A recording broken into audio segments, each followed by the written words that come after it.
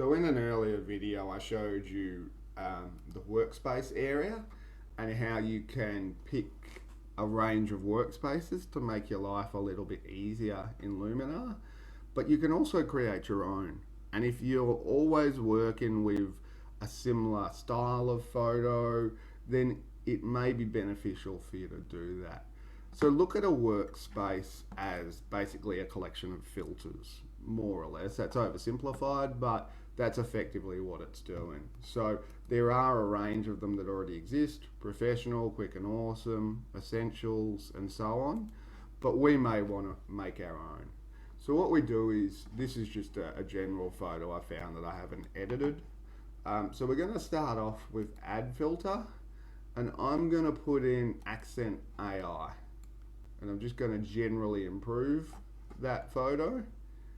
And I'm also going to say sky enhancer, just to give it a little bit more depth to the sky.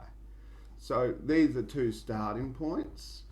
What else do we think we might need in this? We may want to apply golden hour. So just to give it a little bit more sort of color. And now that I've done that, I'm also going to go black and white conversion, which seems a little bit silly, but let's give it a go for the sake of it. And then we can tweak these as we want to bring out a bit more depth in the grass.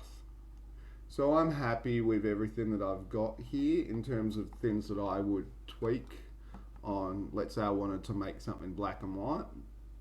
So all we then do is we go into custom workspace and save as new workspace. And we call this one whatever we want. So I'm going to call it landscape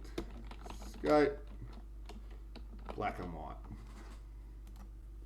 And so now you can see down here, landscape black and white. So I'm going to pick quick and awesome to go back to where we were. And now when you go to landscape black and white, you can see we've got black and white conversion, golden hour, sky enhancer, and accent AI filter.